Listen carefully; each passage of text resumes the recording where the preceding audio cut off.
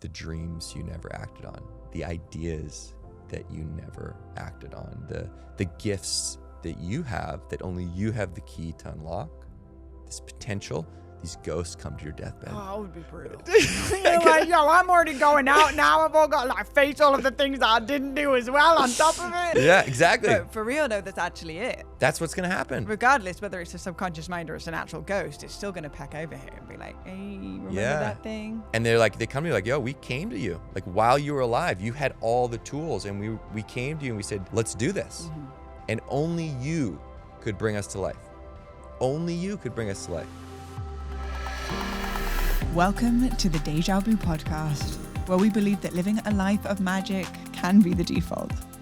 Join us each week as we playfully and authentically dive into the mysteries of life and explore what it truly means to be human. From spirituality, wellness, and all things taboo, we don't hold anything back. So without further ado, let's let the magic unfold. So before we get on with the rest of today's episode, there is something I want to quickly share with you, which is a company called Bon Charge, and they just so happen to have beamed into my reality and created practical solutions for my everyday woes. And one of those everyday woes is the amount of EMF and radiation we are absorbing on a daily basis, whether it's through our cell phone or our laptops or the TV or the Wi-Fi. I can literally feel the warmth of the radiation absorbing into my thighs when I'm on my laptop, and it gives me this tingling sensation. Well, fear not, because Bon Charge has a product pretty much for everything that emanates radiation. One of those products that I'm going to talk about today is this EMF radiation blocking mat. I put this on my lap before I start working on my laptop, and instantly my headaches, my body fatigue, my inflammation, everything is noticeably down. So I'm so grateful for this company. You should go check them out because they have an onslaught of products, from earphones to hats to blue blocking glasses to red light therapy. So head on over to boncharge.com, BONCHARGE.com/blue, because they have graciously given my audience through the Deja Blu podcast 15% off your order to support you with finding practical solutions in your everyday life. Now, without further ado, let's get back on with today's episode. Hello, beautiful humans, and welcome back to another episode of the Deja Blu podcast. I'm really excited about today's episode because this human has waltzed into my world and he has like a magical aura about him that can only be cultivated by powering himself with his own dreams and desires and creations over and over and over and over again, so that every single fiber and cell of his being emanates at the frequency of permission.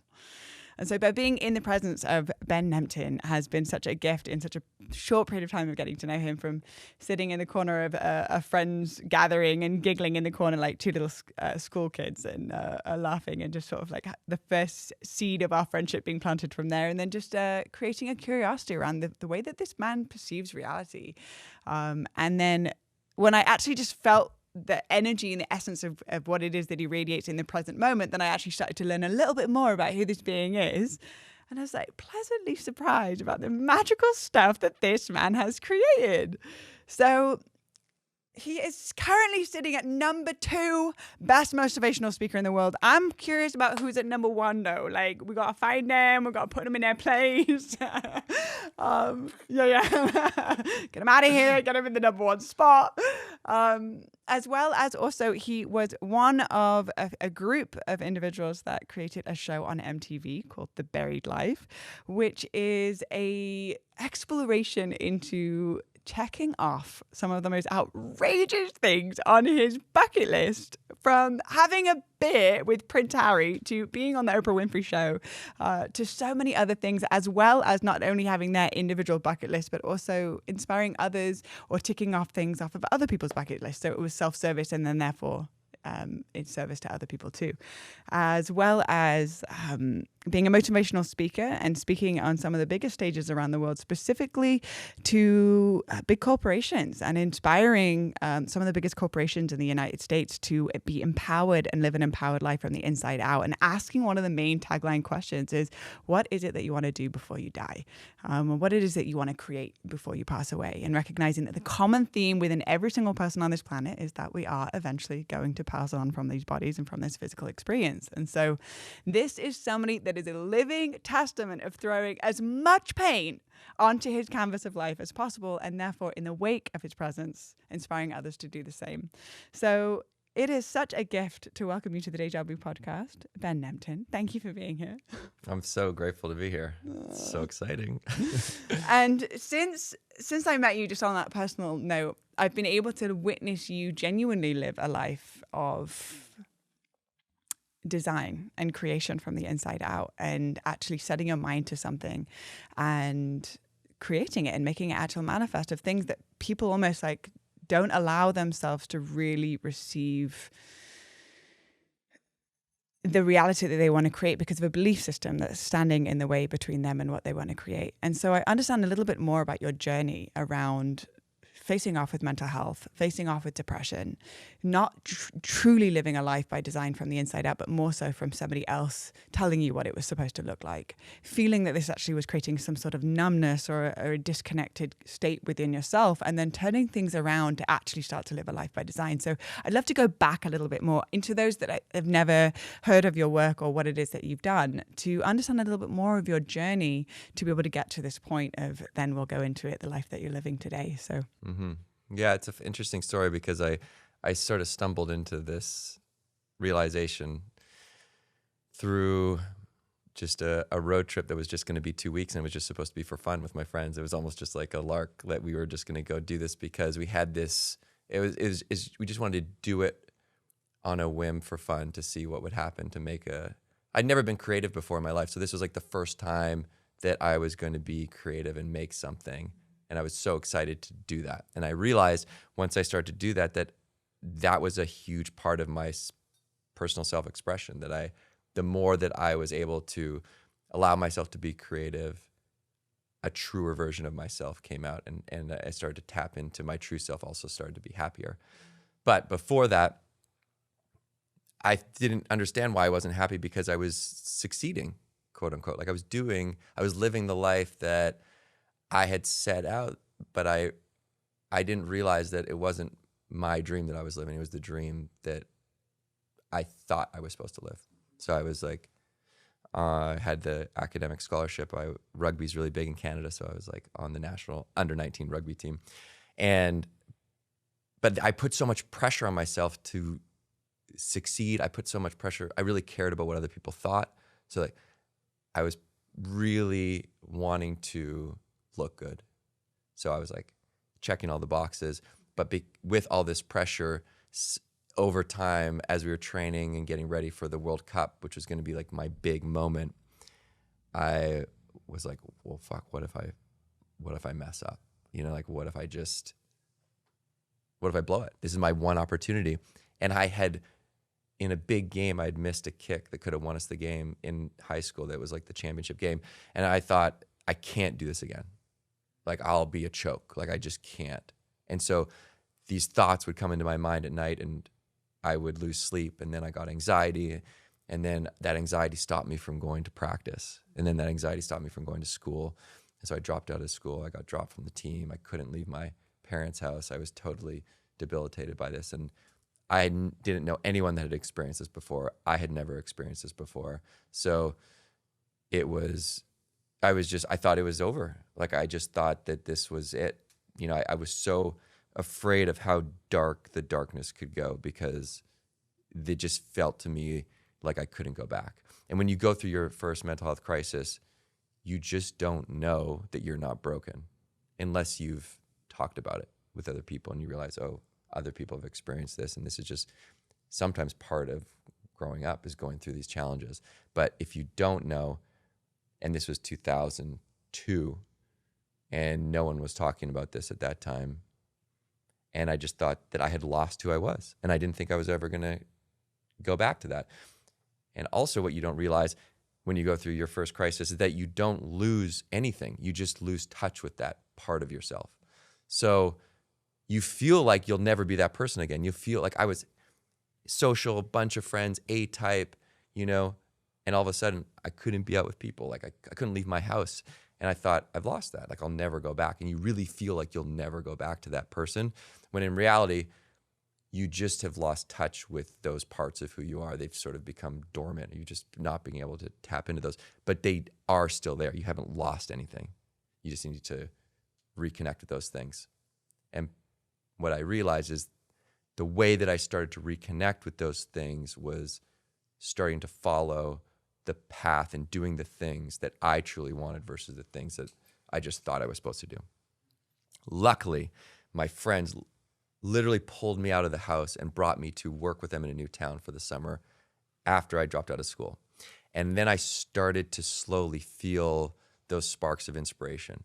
I started to meet people that were inspiring. I started to feel a little self-confidence because I was forced to get a job. I was forced to talk about it with my friends because they're like, what's going on? And suddenly I realized, like, oh, they've gone through certain things that are similar to me. I started to finally be open to talking with a therapist, finally found a therapist that I liked. So started to slowly come out of this darkness, and I just happened to meet all of these new kids in this new town that were inspiring. Different types of kids, not the types of kids that I met in high school, kids that they'd already created stuff, or they'd traveled around the world, or they already had, they figured out what made them feel more alive, and they were living that, and that energy gave me energy.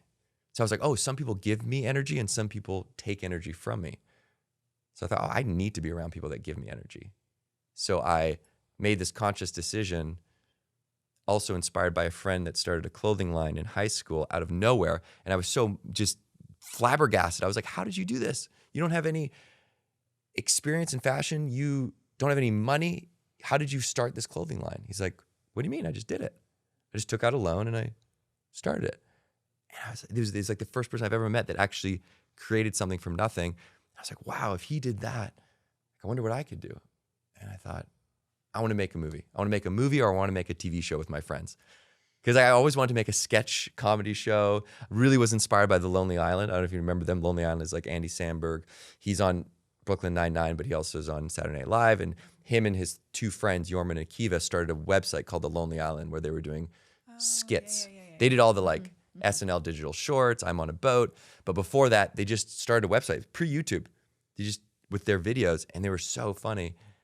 And I thought, I want to do something like that. So a video popped up on Facebook, early Facebook days when it was just in colleges, of my friend making videos of him and his friends at McGill University at Frosh Week, which was like the opening week at McGill. And it was like this big kind of like festival. And it was such a fun, inspiring party video. It was just them and their friends just having the best time. I thought, so he was the only person that I knew that made videos. So I called him up. I said, Johnny, you make movies. I want to make a movie.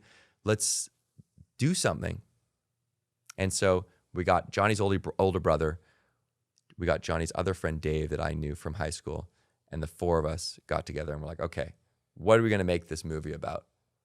And serendipitously, Johnny got assigned a poem in English class at McGill at that same time called The Buried Life. And 150 plus year old poem. And he read it and he sent us the poem. He's like, guys, read this poem. And this poem talked about the same feeling that we had been talking about as we were trying to figure out what this film was about, that we had all these things that we'd always wanted to do, but we hadn't done them because they're buried, because life had gotten in the way.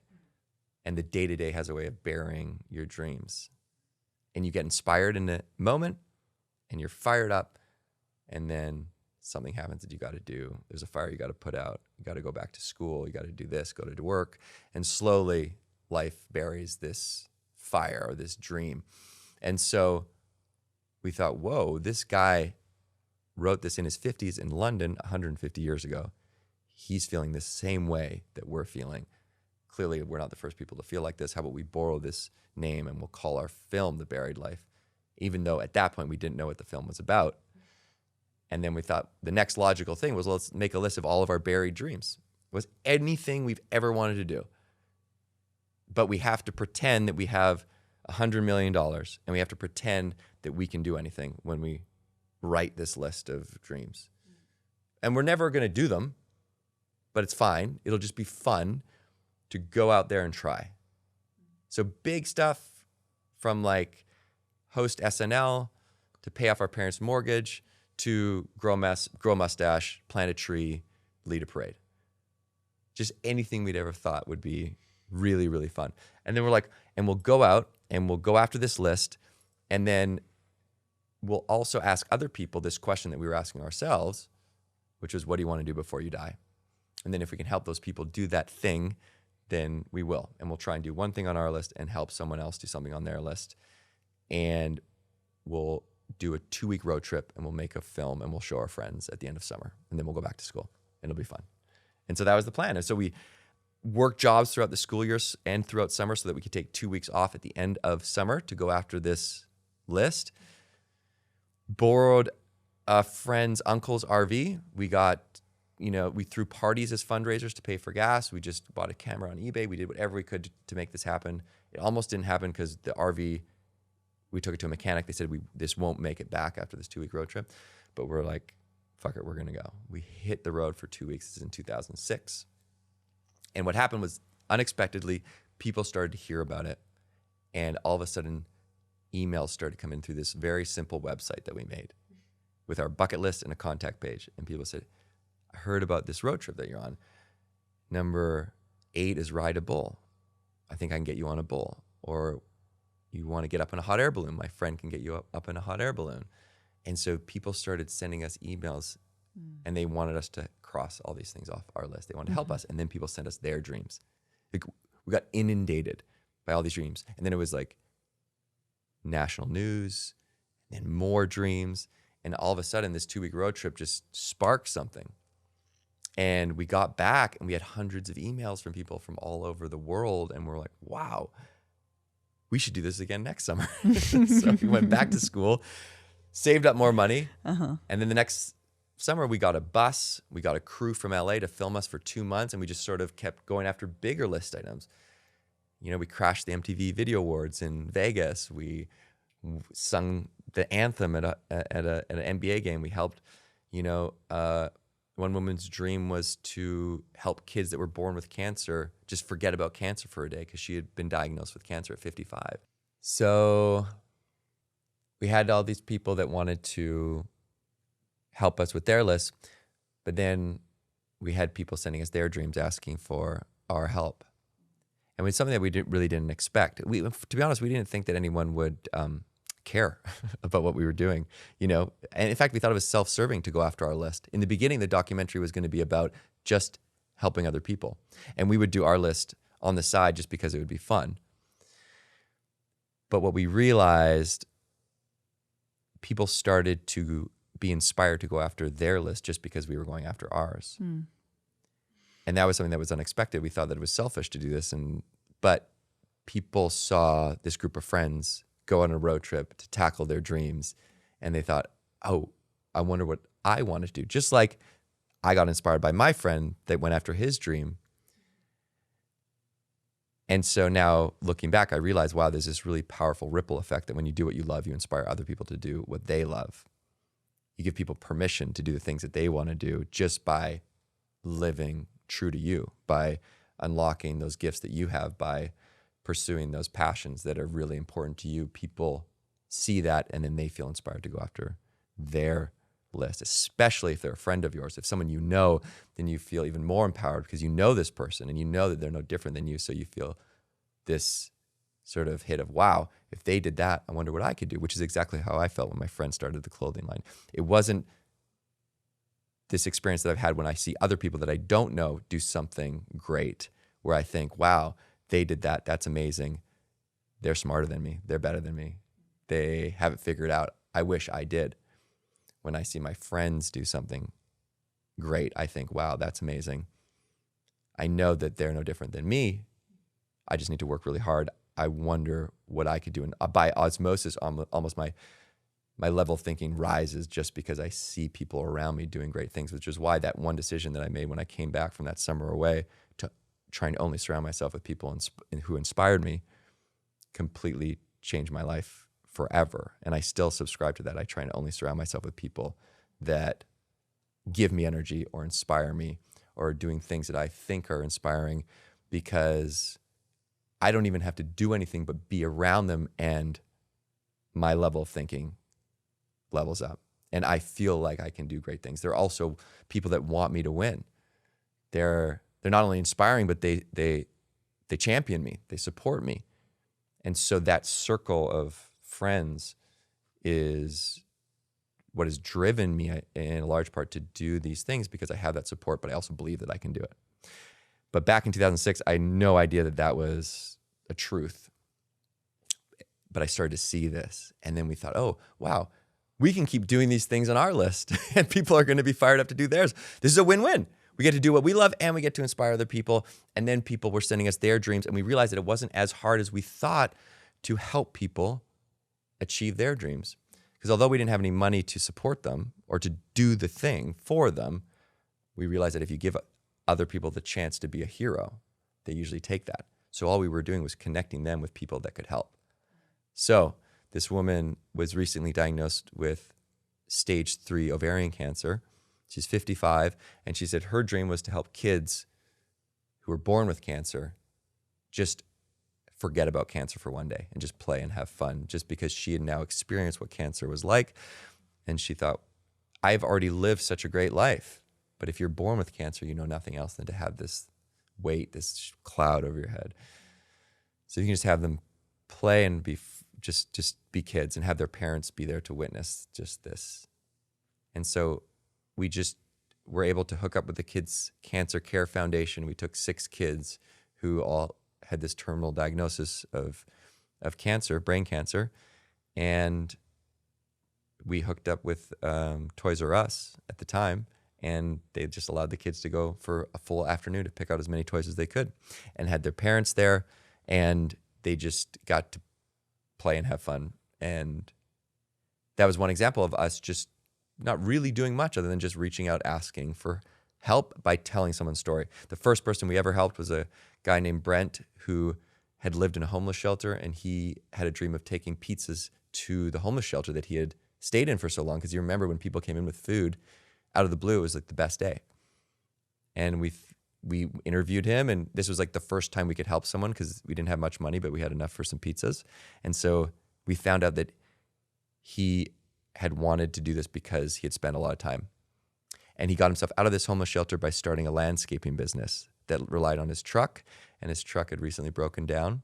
And when we kept asking him, is there anything we can do to help? He wouldn't mention the truck. He would just talk about bringing the pizzas. And so the 4 of us got together afterwards, like, we got to figure out a way to get this guy a truck. And we had $480 Canadian, so it's not much. And so we just went to a used car salesman. We're like, there's a guy, Brent, he's in the community. He needs a truck. What's your cheapest truck? And it was $2,100. And he gave it to us for $480. And then he paid for the insurance, because we didn't even know you needed insurance back then. It's like, we had no idea. So anyways, we drove the truck up to Brent. We tossed him the keys, and he just bear hugged me and started to cry. And this was the first time we'd ever helped someone that we didn't know. And we thought, well, this is a very real feeling. And it resonated. And we thought, we got to keep doing this. So it was a combination of feeling this sort of deep satisfaction and this resonance of when you help someone without expectation, and this excitement of, for the first time, going after the things that I truly wanted, which was our bucket list. When I wrote my list, it was the first time that I'd ever stopped and thought about what I wanted. It was the first time I'd ever taken action towards those things by writing it down. And it was the first time I'd ever shared those things in public, which started to drive us forward because we talked about them, right? And when you share your dreams, you build accountability, and you actually move towards those things because you make them real by writing them down and by sharing them, and you create accountability by writing them down and sharing them. And the reason we don't pursue these dreams is because there's no deadlines, which means we need accountability. And so you need to create accountability around these personal goals. And this all comes out of research out of Cornell, which talks about there's 3 reasons why we don't pursue our personal passions and dreams. And the big one is there's no deadlines, there's no accountability. So we stumbled into this in the beginning without realizing that this was a huge regret that you have at the end of your life, is not doing those things. People regret the things they didn't do, not the things they did. But at that point, we had gotten to that place because we finally started thinking about our death. And the thought of death was the only thing that put things in perspective. And so when we thought about dying, and really internalized that, and we're like, okay, we're going to die. What do we actually want to do? And the list grew from that. And so we were sort of already starting this process unconsciously of living for us because we were thinking about our death.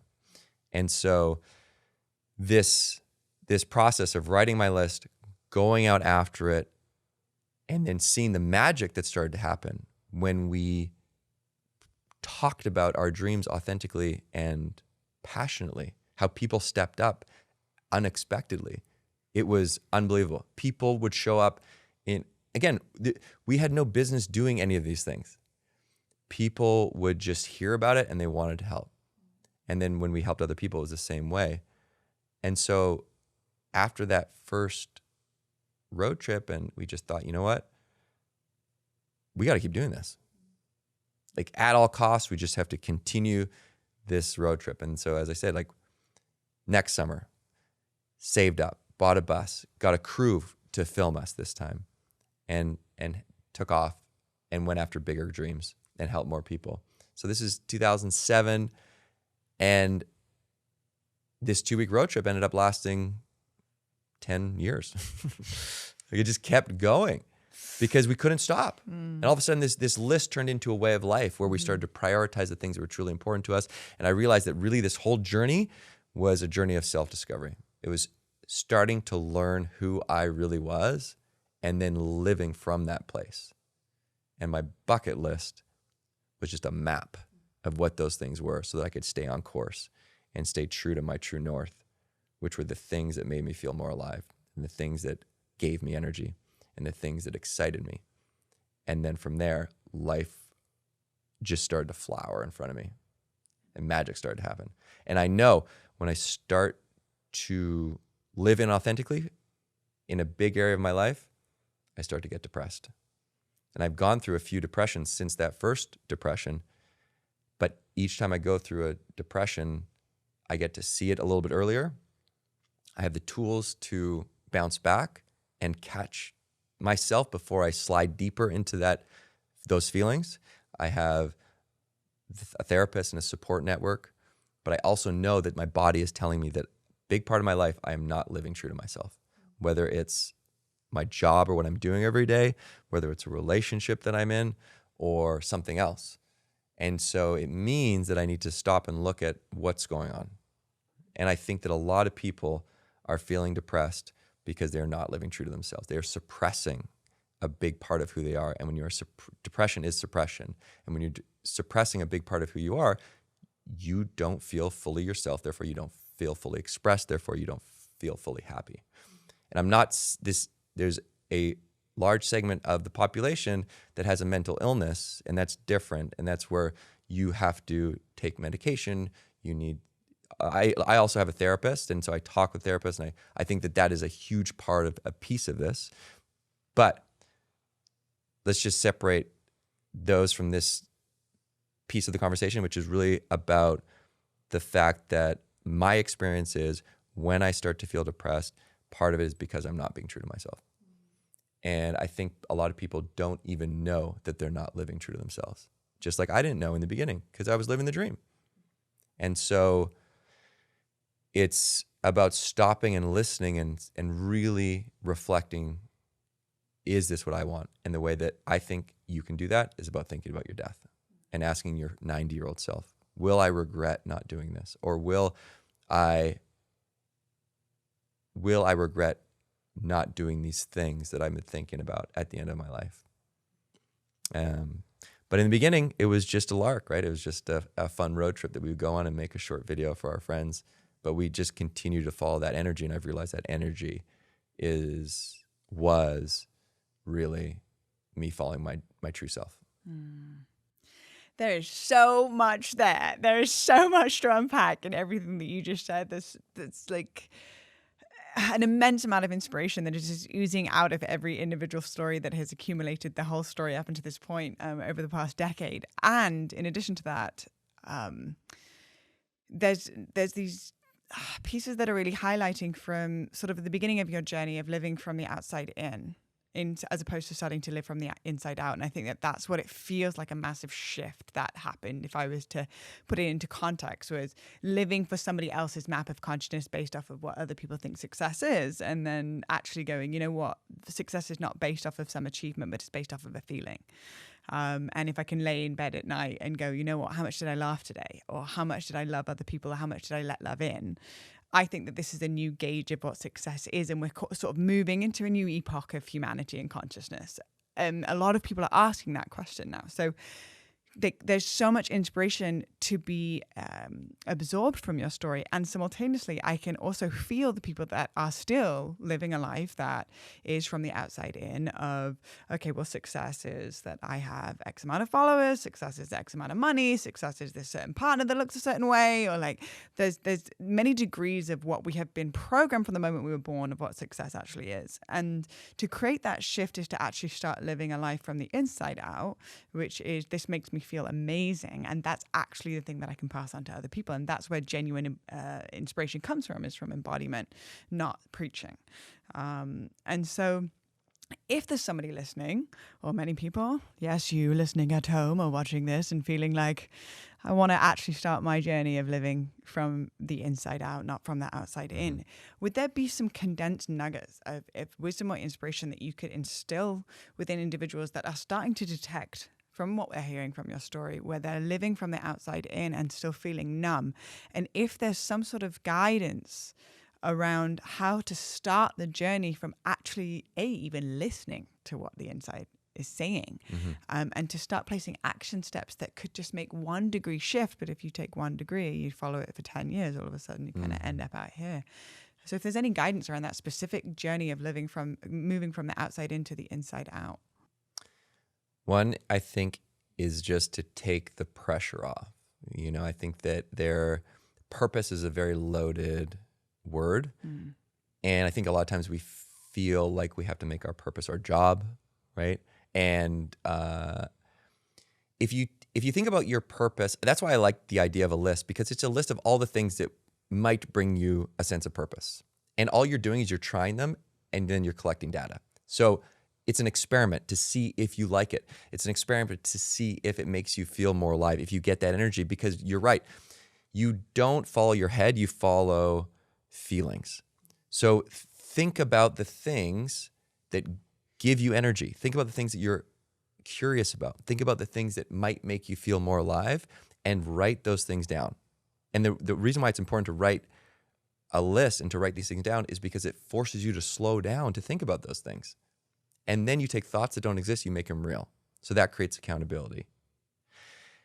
And so if you just look at what are the reasons why we don't live from the inside out, what are the reasons we don't live these dreams? From the research, it is, as I mentioned, there's no deadline, so we have to create accountability. The second is that we're usually waiting to feel inspired to go after those things, but the inspiration doesn't come.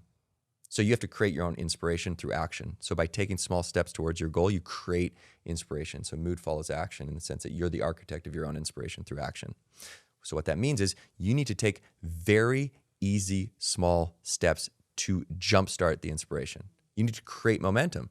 And it's like if you think about pushing a 10,000-foot boulder on a hill, in the beginning, it takes so much effort, but once it starts to move, you create that momentum. So you need to take very small, easy steps, which is why, again, writing your list is very important, because it is a step forward, but it's very simple. That's why talking about your list as well is important, because you give other people the chance to help, and you also create accountability, and it also is a small step of action.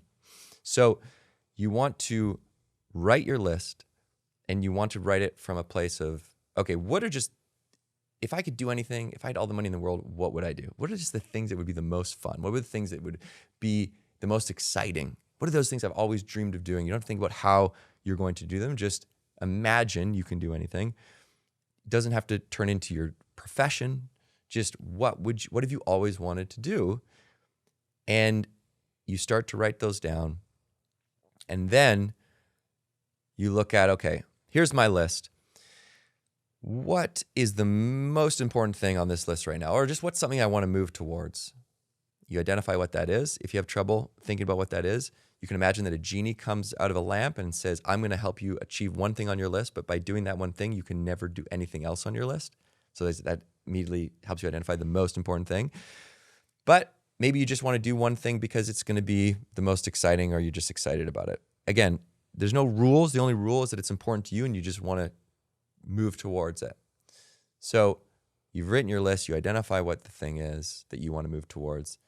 Then what I would suggest is write 3 easy things you can do in the next 48 hours to move towards that thing. That's going to start to kickstart that momentum and that inspiration.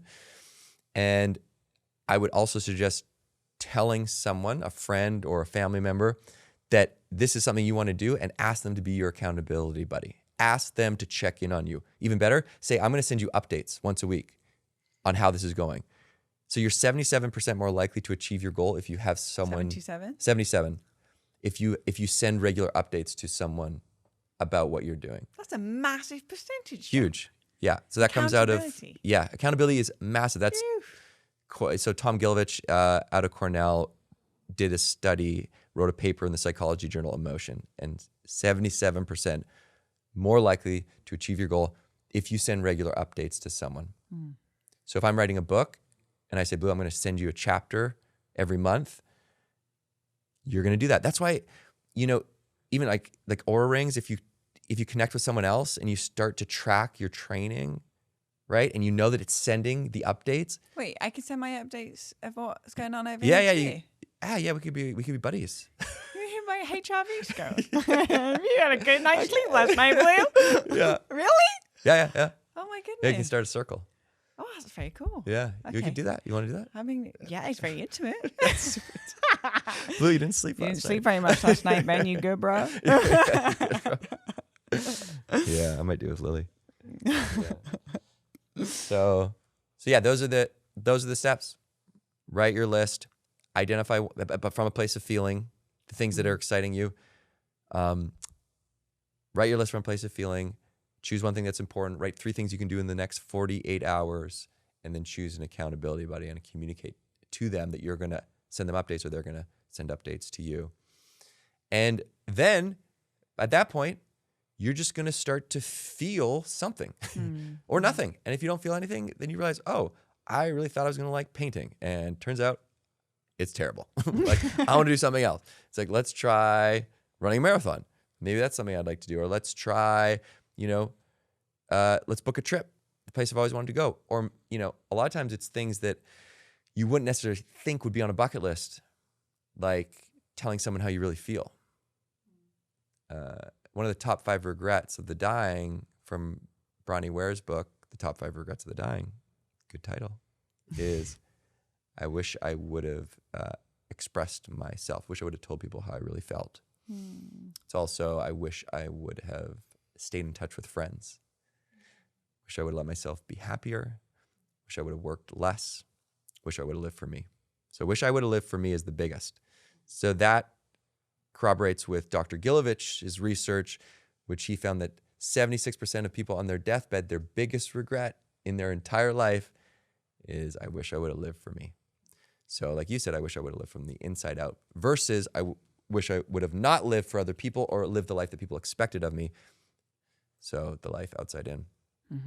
Big problem. So I read that research and I thought, whoa, what the fuck? Like, that's crazy. 3/4 of the population is living their entire life, and too late they realize that they blew it, and they're on their deathbed thinking, oh my God,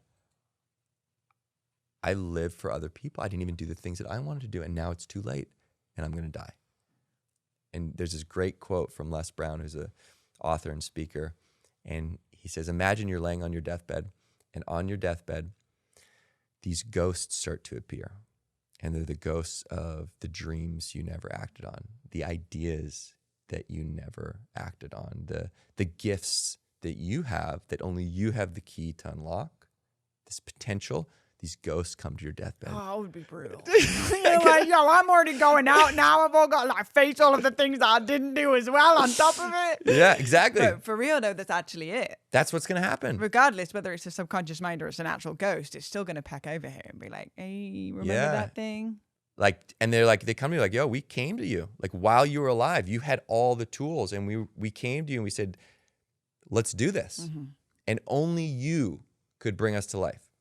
Only you could bring us to life. And now we must die with you forever.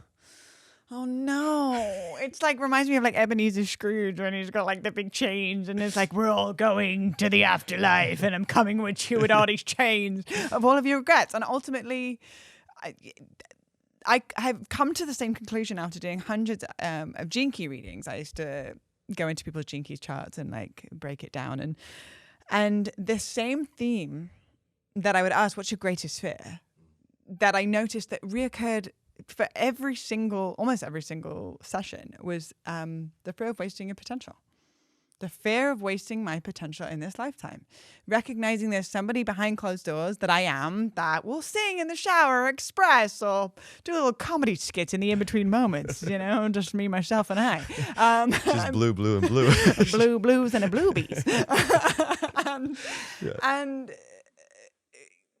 then there being this like crippling fear, whether it's expressing, singing, or whatever it is in front of other people. So there's like these two versions of ourselves. There's us at home alone. That's where the weirdos really come out. And then there's like me with my close friends that I feel super comfortable with. And then there's a me that's like out in the world or like on social media or whatever it is, right? And there's like these three different iterations of ourselves. And the gap in between each version of ourselves, I think, is where the fear of wasting our potential lies.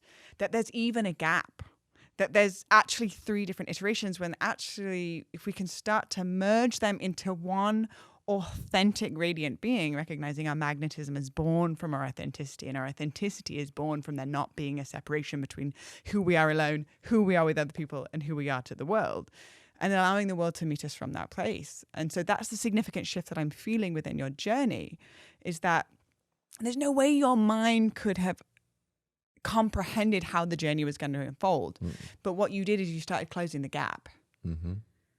And that is the purpose of life, I think. That is your life's purpose, is to close that gap so that you live true to you and you live from the inside out, because then you unlock the gifts that you have that only you are able to unlock, and you are able to share those with the world. And your life's purpose is to share your gifts with the world, which is your true purpose, which are the things that only you have the ability to unlock and then share. And if you don't, you're doing a disservice to you and you're doing a disservice to the world. You have a responsibility to do these things because no one else can do them. And that's why I believe that if more people did what they love, the world would be a better place. And it's not this sort of, it's like selfish, like millennial thing to like, oh, it's like fucking do what you love, don't care about what other people. It's not what this is.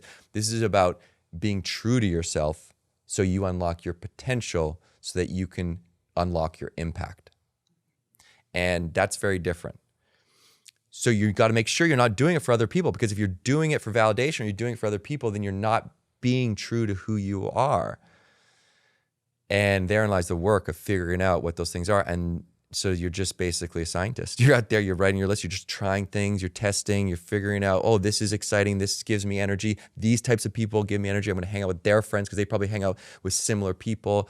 And you're starting to follow this energy of, wow, when I hang out with these people, I feel more alive. When I do this, I feel more alive. And you just do more of that. And if you don't have time to do that because you have a family, because you have a job, then you figure out how much time you can commit to doing that. And even if it's 1 hour a week, you protect time for that, because that is not selfish to do those things. If you love to sing in the shower and you realize that I want to sing in the choir, and you have choir practice every Thursday at 4, you need to tell your family, you need to tell your boss, and you say, hey, this is really important to me. Every Thursday at 4, I need to go to choir practice. And then once you communicate to them, more often than not, they're going to support you to do that thing. So then when there's extra work on Thursday and they say, oh, no, you got to go. You got the choir practice. You protect that time. They help protect that time because you communicated to them that it's important to you. And by doing that, you're going to serve yourself, so then you can serve them better. You're going to be a better father, mother, husband, and you're also going to be better at your job because you're going to fuel yourself before you fuel others. And that's the connection between purpose and dreams. Sorry. That's the connection between dreams and mental health, right? Purpose and mental health is that, and coming back to being authentically true to yourself, which was one of the reasons why I got depressed. This is very important that people give themselves permission to do these things. They're not selfish. They're going to fuel them to be the best version of themselves, right? And so that's the connection between dreams and mental health, and purpose and mental health. And so when I started opening up about my story, and the first time I talked about it was on the show, which is 2010, because we helped a girl who had problems with cutting. She used self-injury. We really wanted to do a help story, we call them, where we help someone else achieve their dreams, where we help someone that was struggling with mental health to help normalize the conversation, because it was on MTV. So it's like at that time there was actually people watching MTV. So it was a good opportunity to talk about it. But I was like, okay, if I'm going to help someone talk about this, I need to talk about it. So for the first time, I talked about my depression and what I went through. And her dream was to talk about her struggles to her community. So we created this event where we partnered with a charity that still exists, which is awesome, called To Write Love on Her Arms, which is like one of the first mental health charities out of Florida. And they work with musicians. So we got a musician to come, and we created an event where we all shared, and she got to share her story of like what she had been struggling with, but she had overcome. And when I started speaking, I thought I need to talk about my mental health journey, and I also need to talk about this story, but I didn't know what the connection was. I was like, how do I weave these things together? And I didn't realize this. Then I realized, oh God, yeah, this whole journey of a list is a journey about being true to myself. And when I start to feel depressed, it's when I'm not true to myself. And so this connection between dreams and mental health and purpose and mental health is really, really important. I think people are overlooking it. Mm-hmm. It sounds like you became the student of your depression, as opposed to like trying to fight it, trying to get rid of it. It's more so, wait, actually there must be something that's out of alignment in the way that I'm choosing to live my life, and the depression is a byproduct of the misalignment. So therefore, if I become a student of it, it's going to indicate to me where I'm actually not living a life of alignment, and then therefore ultimately be one of your greatest catalysts. Exactly. And if I had not gone through my depression, I'd probably be playing mediocre rugby somewhere in like Eastern Canada with like a blown disc and a broken leg. Yeah, being like a local legend in Regina. But like, that's the truth. If, now I look at these times of struggle as opportunities for growth. It's a very cliche, sort of a cliche thing to say. It's like, oh, this is happening for a reason. Like, right. You're going to get through this and you're going to look back and you're going to say, oh, dang it. Yes, I'm glad I went through that. And you're like, fuck you. Like, that was the worst. Like, you don't want to hear that when you feel like shit, but it's the so truth. Triggering. It is the truth. These struggles, they make you who you are because you are forced to look at things that you don't want to look at. Right. Just like when you go through a breakup, it's the hardest thing to go through because you're forced to look in the mirror and just really test, what is it that I want? Like, who am I? You're forced to, because you have to make this decision.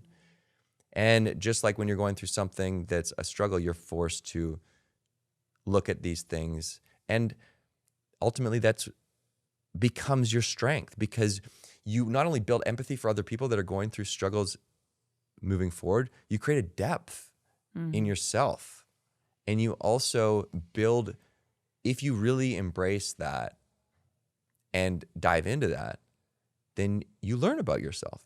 And if that is the purpose of life, which I really believe is to get to know yourself as much as possible so that you can then live true to that person. So the more you get to know yourself, the more true you're going to live to who you are.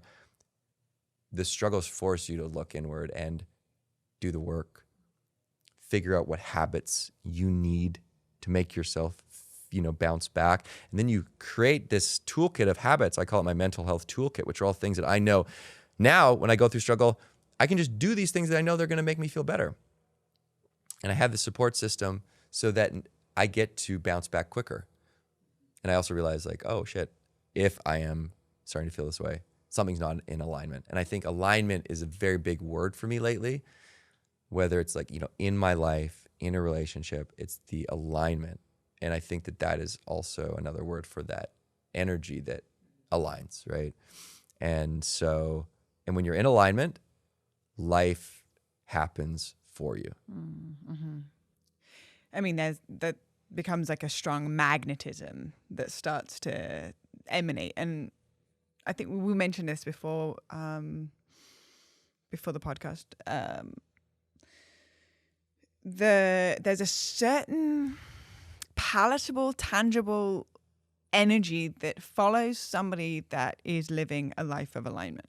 And there are no words needed in those moments. Like as soon as I walk into a space, I can instantly know on my radar who is living a life true to themselves and who is living a life based off of external validation. And the external validation has a little bit more of like a energy or like a proving, or I need to speak. We kind of mentioned this at the gathering, like a lot of people proving, it's almost like a peacocking thing of like, I need to prove to the space that I am important. And then somebody else could also be speaking into the space, but speaking from a place of alignment. It's got two very significant energetic shifts, right? Like one feels like grabby, the other one feels embodied and from that place, like more of like an overflow.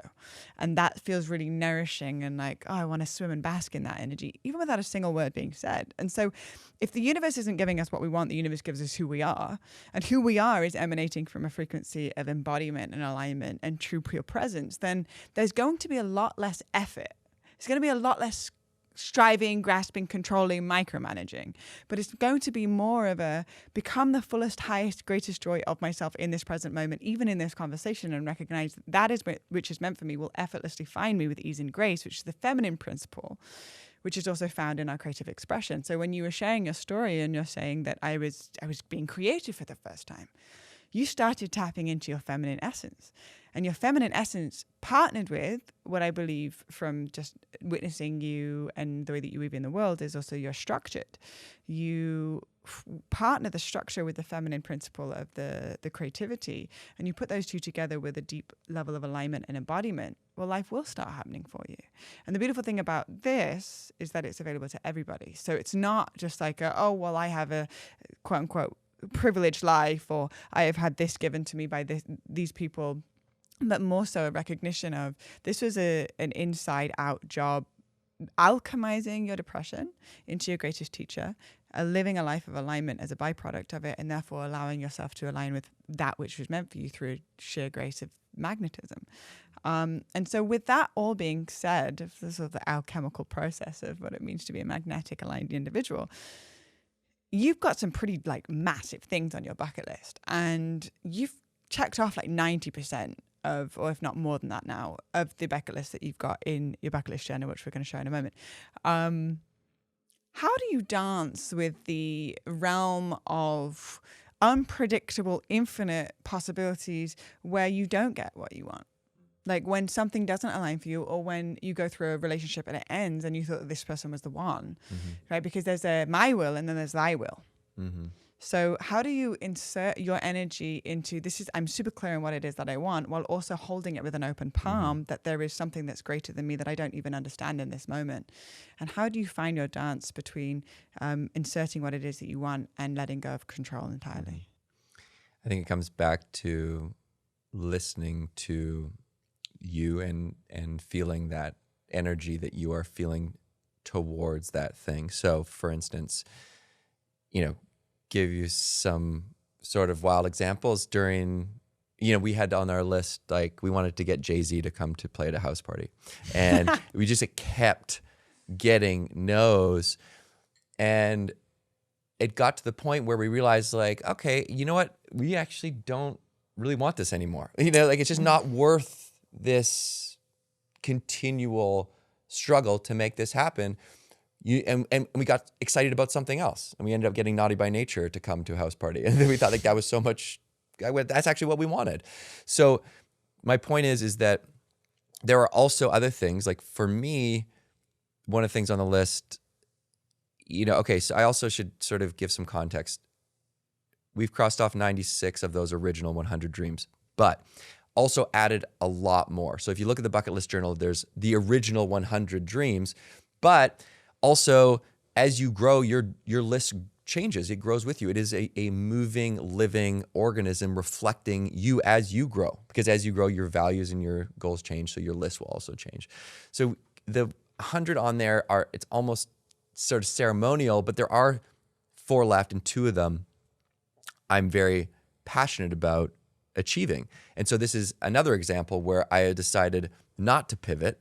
And so one of the list items, I think it's number 16 or something, is make a movie. Because remember that original dream was to make a movie or make a TV show, right? So we did the TV show, but I've always wanted to make a documentary.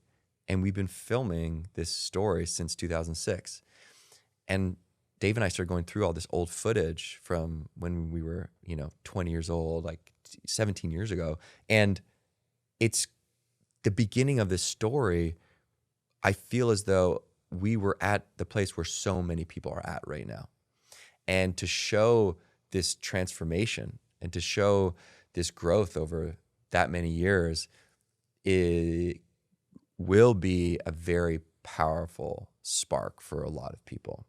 So I really want to share that film. And this is something that like about 2-3 years ago, I realized, okay, this is something I really want to do. And because I had felt this energy, I felt this passion, this draw to do this. I had no idea how it was going to come together, but I just decided that I wanted to make this happen. And so I had this vision, right? So that's important, that you have the vision of where you want to go.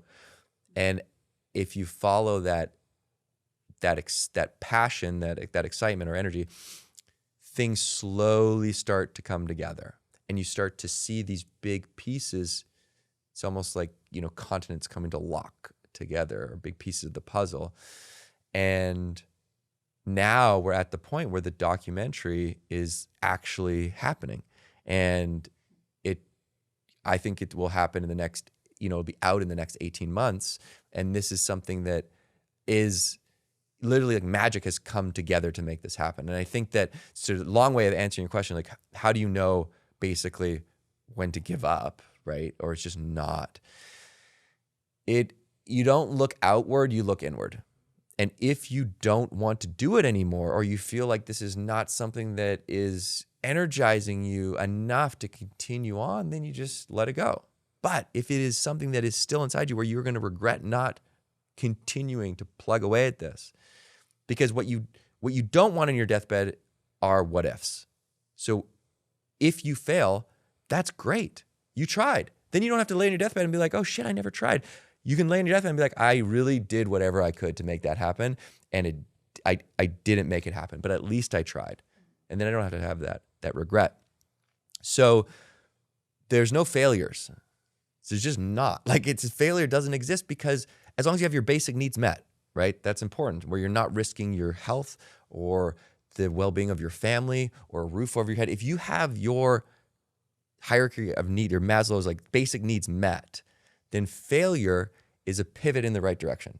Failure is a class where you learn something, where then you can take that and move forward. Failure has to happen. But what the piece that stops the most people, and this is why you have this vast majority, because it's very hard to do, is you have to move through the fear of what are other people going to think, or what are people going to think if I fail? And you have to have the courage. And there's no book you can read to have the courage. There's no class you can take. There's nothing you can do except for start to work that muscle by getting comfortable by being uncomfortable, getting comfortable with being uncomfortable. That's what I mean. And that courage will grow in you as you work that muscle, that bravery of taking that step into the unknown. Shit, what if I fail? I'm going to look like an idiot. What if this doesn't work? What if I leave my job and then I don't get another job? What if I leave this relationship and I'm alone? And you have to be okay with those things happening because you know that inside you're going to be okay. And so you take the step anyways, and you get rewarded for that bravery. You just do. When you put yourself on the line, when you are vulnerable, something good happens. It may not be the thing that you think.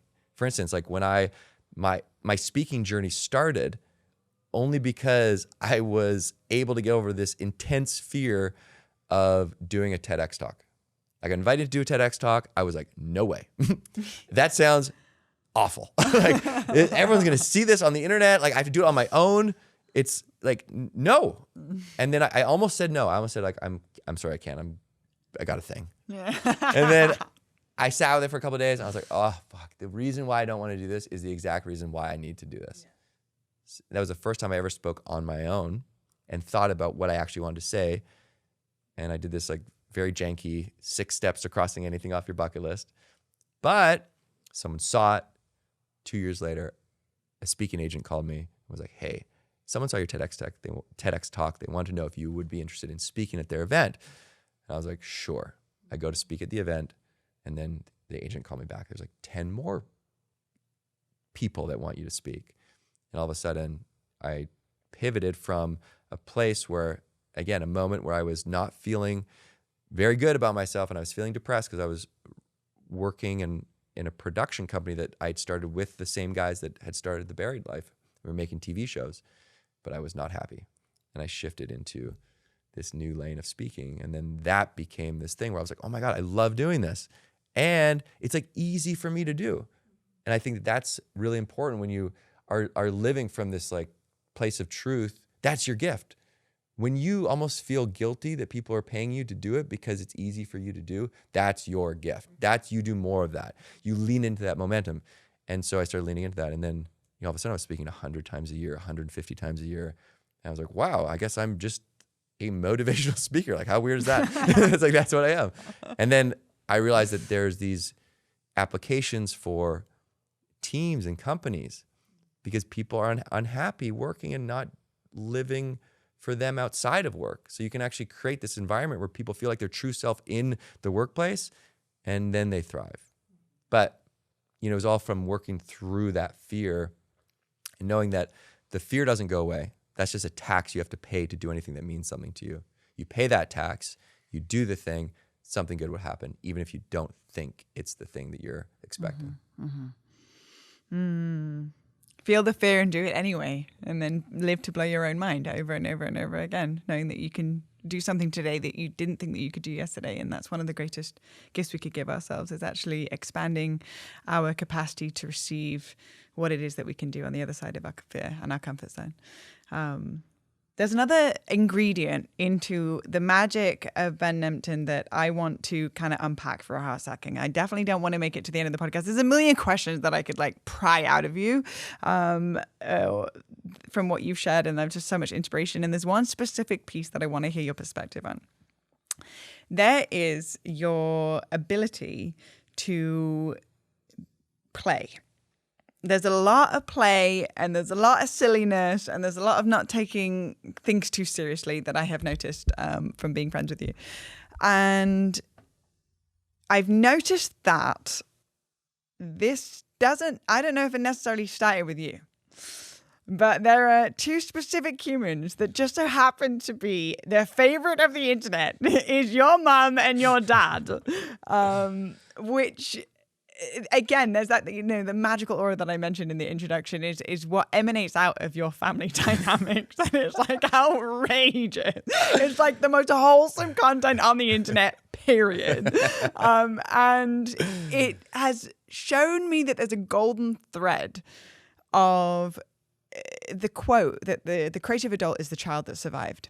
And I feel like your family is a group of individuals whose children survived through the world telling us who we're supposed to be, to actually tap into that childlike awe and play no matter what age, no matter where you are, that I find actually is one of the greatest ingredients for people that are on a self-development, self-awareness path that actually become very magnetic are those that have not forgotten how to play. And I think that even in the spiritual world or in the self-development world, things can get over serious. And this actually stops us from actually becoming magnetic or alignment or the embodiment piece that we're talking about, calling in the things that we want to create. So I would love to hear your perspective on the importance of play and the importance of the eternal child that stays alive in direct correspondence with living an embodied life. Good question.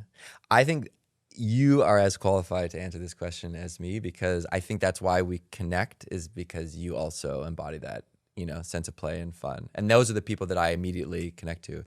You said when you walk into a room, you can tell whether someone's being true to themselves. And I think that there's also a course that I can tell the people that also embody that sense of fun.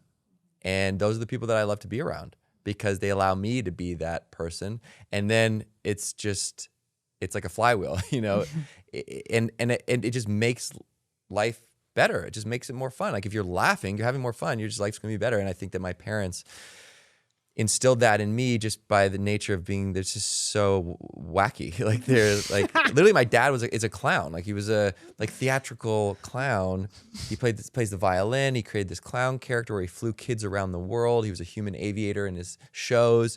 And he's just like one of the funniest people that I've ever met. My mom is just wild. She's more of like the spiritual side, and she's wacky and woo-woo. And they are both so unapologetically themselves, and they have so much fun, and they are going to live forever. Like they just are. Like they're 74 or 5, I think, and they look like they're 50. And I think that I can tell, especially after talks, people come up to me, and I know what they're going to say before they say it, which is, this is how I live my life. And I can tell by the radiance and how young they look.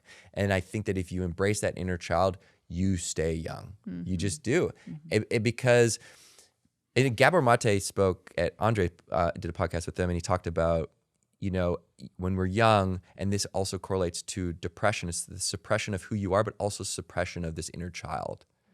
And I think it's therapeutic too, to let this inner child out, just like it's therapeutic to let this creativity out, because again, that's a nugget, a true essence of who you are.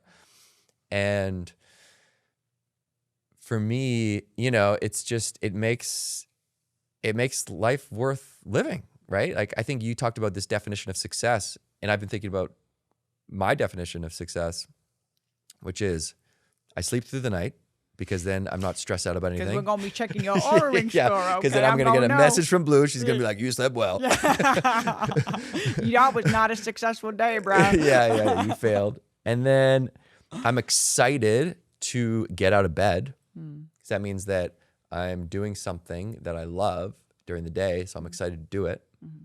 And then third is I have fun, which means I'm like having a laugh.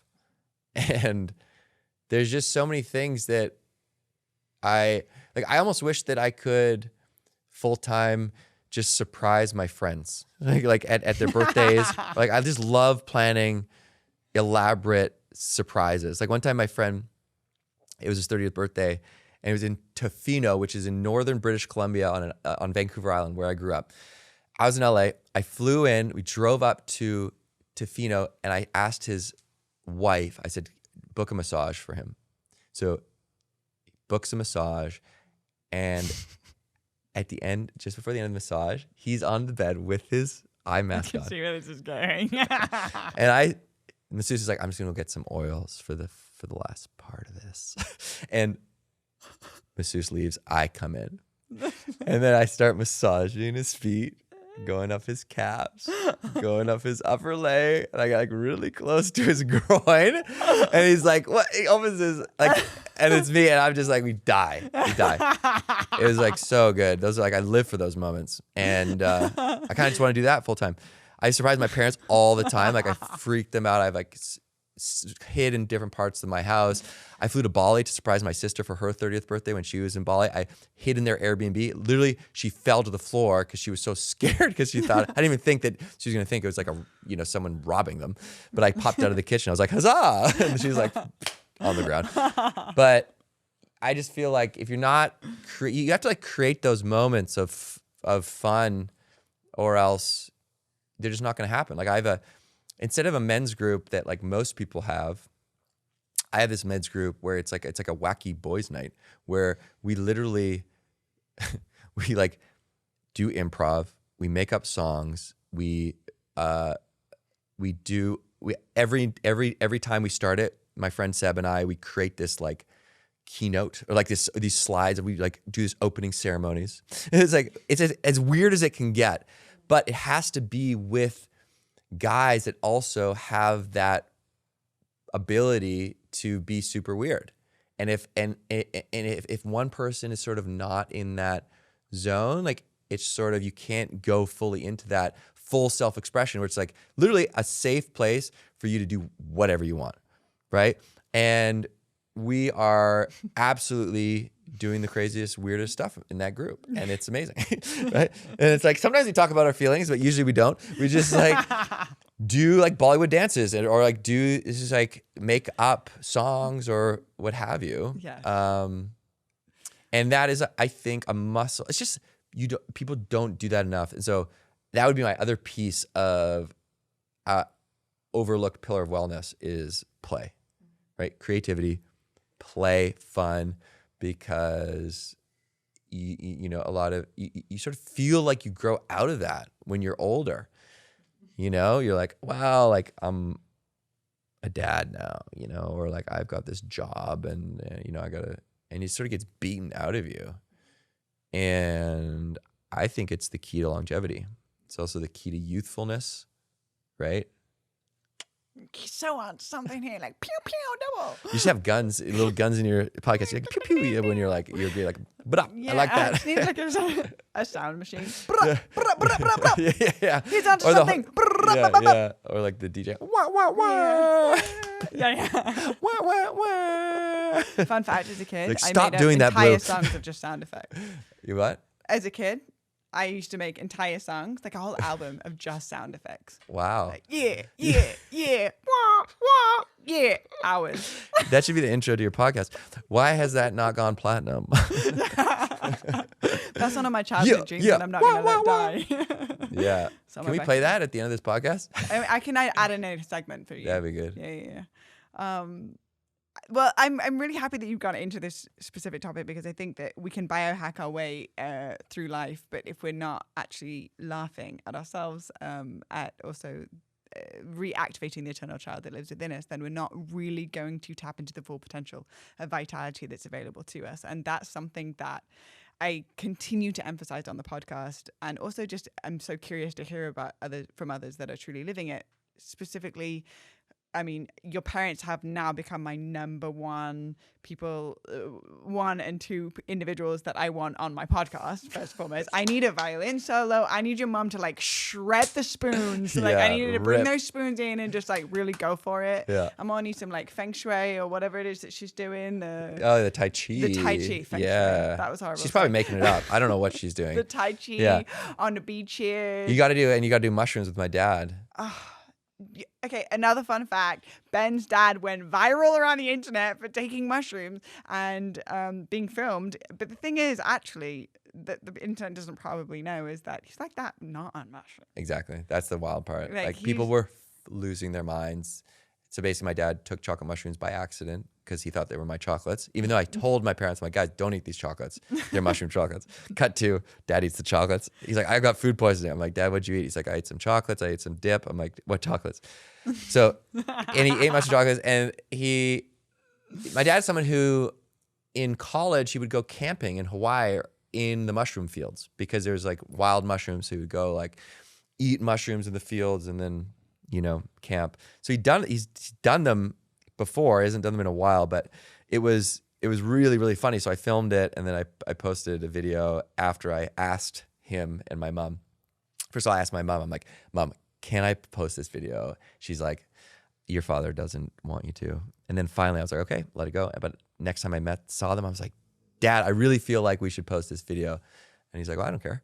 I was like, Mom, you made that up because you didn't think that Dad wanted. I was like, I'm posting this video.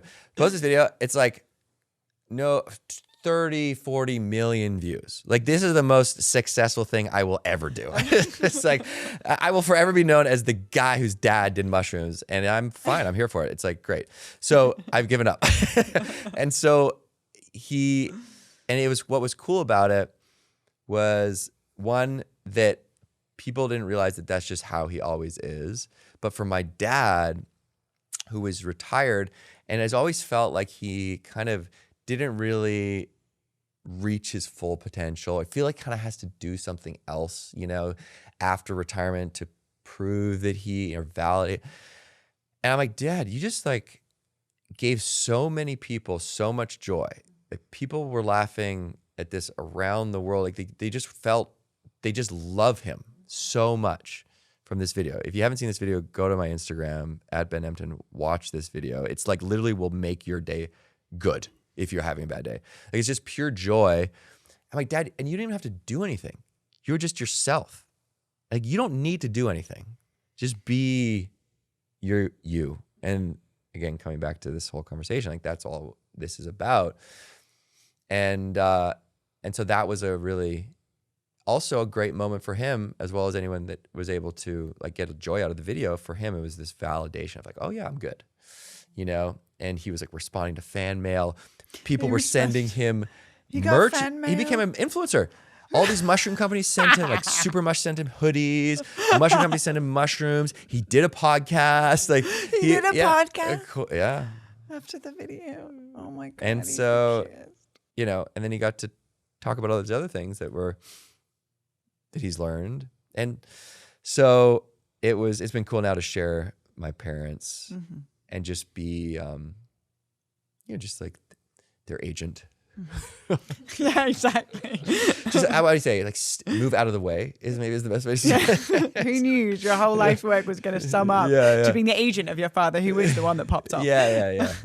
So yeah, that was, but they, again, like, you can just, they have this youthful energy. And I think you're right. You can biohack your way to Timbuktu and back, but if you're not having fun, you're gonna get old real quick. And just look at the elderly people that you know in your life, right? And think about who stays young. And it is people that are smiling a lot. It's people that are laughing a lot. It's people that are not taking themselves seriously. They're not really caring about what other people think. They don't give a fuck. They're just like doing their thing. And they're just like, I'm just gonna fucking live forever because I am enjoying my life. Like, it feels like that is this well of, longevity. So like purpose, have fun. And so like, that's how you orientate what is your success. And coming back to a bucket list, that's just a way to help you decide what those things are, right? And I think a framework is important. And when I talk about a bucket list, it's not just skydive, bungee jump, travel to France, right? That's one of 10 categories of your life. And there's 10 categories in here. There's 10 categories in here that's mapped out. So I have a confession. Talk to me. This is a safe place. My confession is, Father, I have sinned. So I already bought one of these. I am your father. I am your father. I already bought one of these after I met you. I was like, I want to buy one of his books. Thank you. So I bought it. And then your assistant was like, we're going to send you a free book. And I was like, sounds great. I'll just have another one for free. Perfect. Yeah. You and can so pay that one forward. Give it to Lily. Yeah, I would have hanged it out. But I ended up doing like a little moment in my bedroom with my friends. And I got the bucket list journal. Cool. My two individuals over here. We've got the bucket list journal out, and we wrote the 10 individual sections, categories, and then we put on some music, and we went into each individual category. And what it did is it allowed us to start to funnel down. Okay, it's such a broad brushstroke to be like, well, what do you want? But to actually go in and be like, okay, what is it that you would like to create with your material? Okay, what is the physical health? Travel and adventure. Then it's like really starts to become quite easy to like put it into the individual subjects and then to start getting really clear. And it reminded me of what somebody once said. he turned to me, Garen Jones, and he said to me, he was like, what's your name? And I was like, Blue. And he was like, how tall are you? I was like, 5'9". He goes, what color are your eyes? Green. I was like, are you male or female? I was like, female. And he was like, what do you want? And I was like, I have green eyes, I said. And he was like, I need you to answer to me what it is that you want as clear as you answered the other questions. Because if you're not clear, how on earth, in a reality of infinite possibilities, as we're floating on a massive rock held into orbit by a giant ball of fire, floating through the cosmos, how on earth are you going to be able to receive what it is that you want if you don't know what it is that you want? And so this right here, as we have, as you see, from every angle, this bucket list journal that Ben has created is an opportunity to actually start to get really clear with guidance from a friend. Because when you open up the package that you receive when you get this journal, it says, hello, new friend. And it really does feel like an opportunity to get to know you, even without maybe even just getting to know you personally, and having a friend that's holding you accountable. So even if you don't have friends or a community, to have this journal as an accountability that is an invitation to check in, is a sense of direction, of clarity around the 10 different areas of what it is that you want to create, and can actually start to get clear on what it is that you want in a reality of infinite possibilities. So if we're not clear, if we're not clear on what it is that we actually want to create, then how on earth can the universe can meet us in that space? And so what would it look like to be able to answer that question, what do you want, as well or as quick, as easy and as available as what is your name, or where do you live, or what's your home address? And so I feel like this is such an amazing opportunity to get super clear. What's your social security number? Yeah. Blood type, that kind of thing. I don't even know my social. Anyway, that's it. So this is like such an incredible and helpful way to actually have a deeper conversation with yourself. Thank ultimately, you. What it comes fucking down A. to. That's great. I love that. I'm really happy that you were able to get that type of value out of it. I love that you did it with your friends as well, because I think that you want to have that conversation with yourself, but you also want to have that conversation with people that are important to you, like your friends, but also your partner, your family, your kids, your dog. My dog. Yeah. She's my partner. That's your dog. Because I think that it opens up this very meaningful conversation about what do we want? You know, writing a list with your partner. Again, where are we going? Where do we want to go? And if you're not clear on that, how can you actually get there? So not only will the universe not conspire to bring you there, but you don't even know where you're driving. Right? You basically got fogged windshield. And so that clarity then allows you to take clear steps towards that thing.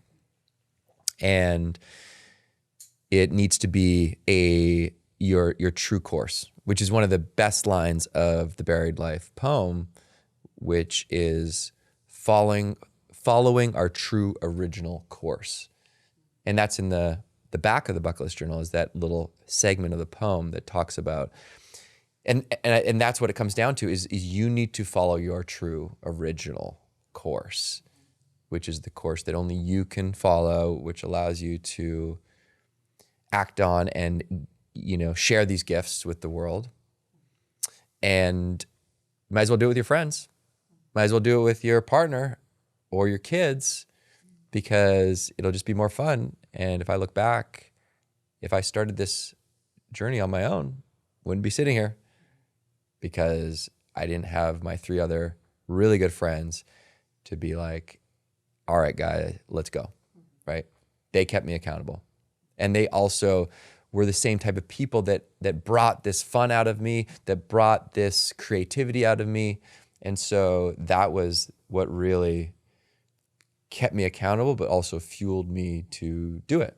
So, choose an accountability buddy that you really, really love to hang out with, that you really want to do these things with, and have this conversation with people that you care about, because you don't want to die with those regrets, and you don't want your parents to die with these regrets. You don't want your partner to die with these regrets, or your kids. And so one of the things that we just did as a family in Greece was one of my mom's dreams, which was go to Greece with the whole family because she's been going for 45 years. She's been 20 times. Last time I went was about 20 years ago. And so we went back to Greece, went to all the beaches that they found in the 70s, went to the tavernas they used to play music, met the people that are still there, that they remember them, back to the same island of Paros in Greece. You know, and it was definitely the most meaningful family trip we've ever done. And so these are important conversations to have. And too often, unfortunately, we have them too late, right? When our parents are on their deathbed and you can't take that trip anymore, or you can't do the thing. So they're sometimes uncomfortable conversations, but they're important to have, or else we end up that we're out of time. So inspiring. I mean, if anybody's getting to the end of this, have stayed with us throughout the entire podcast and is not biting at the trump to get really clear with the universe what it is that they want to create, then I don't know what you're doing, because I am so inspired at the end of this podcast. I mean, I'm ready to continue to dive in, specifically with the accountability system that I've got set up with like an army of epic empowered women that surround me that are all here to also create a life of their dreams based off of their highest excitement, living from the inside out, and having that accountability osmosis, because we become the 5 people that we're most surrounded by, and just being genuinely deeply inspired by the way that the people around us see and perceive and respond to life, so that when we lose our way, that accountability is based off of somebody that we trust, and to call us back into our original blueprint. And that original blueprint being,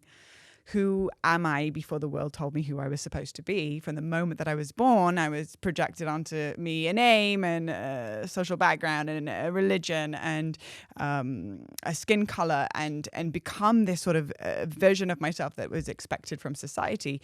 But what would it look like actually to start to listen to the whispers of our own heart based off of that enriches our spirit, and continue to follow the golden thread, only needing to see 15 feet in front of us. But that's just enough if there is an address that's put in the GPS. So this is what it is it's putting the address in the GPS so we actually can start aligning ourselves with the direction we're supposed to go in, knowing that we're not going to see the entire journey, but we will see 15 feet in front of us with a much clearer why, because our intention has been placed. And so therefore, when we are intentional and we're clear on our why, it's like loading a straight arrow into a bow. It's most likely going to hit the target. If we don't have intention, it's like loading a bent arrow into the bow and expecting it to hit the target. And so this is an opportunity to get really super clear with ourselves, with the universe, and therefore allow our inheritance that we pass on to the next generation, our family, our friends, our loved ones, is coming from a place of a full cup and an overflow, which is one of the greatest gifts we could ever give ourselves, and thus the world. So thank you so much for everything that you're doing, and just the permission slip that oozes out of every single fiber of your being, that is allowing all of us to start asking the deeper questions and recognize, if we can make peace with the fact that we're all going to die, we can actually start making peace with the fact that we actually get to fully live. And that is such an incredible reminder and gift that is applicable to everybody. So for all of you that are feeling resonance and magnetism towards this majestic human, then all of him is information to be able to follow him is in the show notes. And definitely go check him out, and definitely check out his diet on mushrooms. That video's pinned on his Instagram. Don't walk, run. You're going to want to check that out, because that man's a legend and he's here to make waves. And also remembering that, you know, the creative adult is the child that survived, and Ben's parents have gifted him the gift of witnessing as he's grown up what it means to be a fully expressed adult, and allowing that seed to be planted in your consciousness that allows the legacy to continue to live on through you, and therefore impact others without even saying a single word in the space. It's felt. Yeah, thank you. I feel that. That's really, really beautiful. Thank you for saying that. And you are an absolute gift. You just the way that you are able to articulate these complex ideas and put them into your own words that are they just resonate. I mean, you just have a gift of gab, my friend. Yeah. So keep doing what you're doing. Keep spreading those incredibly important ideas. Thank you. I really appreciate that. And also, I just have to extend to everybody in this space, It is a hot summer day in Los Angeles. We are in the garage. Everybody's sweating. I feel it. I'm sweating. I am moist in peculiar places. That's just happening. I'm grateful that you have stuck with this podcast while also like it being pretty hot in here. If you're watching and you're listening to this, you obviously have no idea the warmth. But all you have to do is zoom in and look at the sweat on our upper lip, and you'll know. Or just I'll just stand up and you'll see that this pillow is soaked. It's soaked. There's a pool of water in the palm of this chair hand. So that's just taking into account, like, thank you so much for the sacrifices that has been made. You probably dropped 50% of your body weight just in water alone being on this podcast. Yeah, it's been a great detox, and thank you for having me. You're just going to slip off of that chair right at the end of this podcast. Do you have I'll have an IV, actually, if I get an IV. That'd be great. I won't be able to stand up. I am severely dehydrated. When you were drinking your water, you were drinking it with both hands, and it was like this gigantic chug. Upside down, just waiting for the drops. It was like I was on a deserted island. I was like Tom Hanks in Castaway. I was like, I'm not going to make it. Every question I was like, fuck. Thanks for bearing with me. It's like a mirage. I don't even know if that's you. It's like, I'm just a fragment of your imagination. I saw Lily talking half the time. Yeah. It's been great. Thank you so much for almost killing me. Alrighty. Well, we're going to wrap this up before, the dogs are starting to lose it. It's pretty hot. So if you received any inspiration, which I'm sure you definitely did from today's episode, and then first and foremost, go check out Lily's rolling around. She's definitely feeling like at the end of the podcast. If you would like to go and receive your own bucket list journal, it is available on Amazon. We'll put all of the links in the show notes below, and definitely go check out. Oh no, my dog. We're trying to finish this podcast in all seriousness, but Lily's taking it to the next level. She's actually... That's what I feel like doing, just to dry myself off. For all of you that are not actually watching the podcast, Lily just wiped her asshole all over the Yeah, that's good. Yeah, for all three of you that are still listening, you should check out my bucket list journal. Oh, we were so close. We were so close to making this just end. Usually I have something fabulous to say right at the end of the podcast, but I'm just going to leave it right there. So, blessings. And I hope you have an amazing day. And, if you resonated with today's episode, then please go ahead and share it on your Instagram stories. Tag myself and Ben Nemtin and the Deja Blu podcast, and go share this message far and wide, because we can reach many more people when you utilize your platform to share this message. So you won't regret getting this journal. And also go check out everything that is over on Ben's Instagram, and all of the public talks and the incredible snippets of wisdom that is infused into our day through the incredible app of social media. Alrighty, blessings. Thank you so much for tuning in. Until next week, sending you so much sweaty love.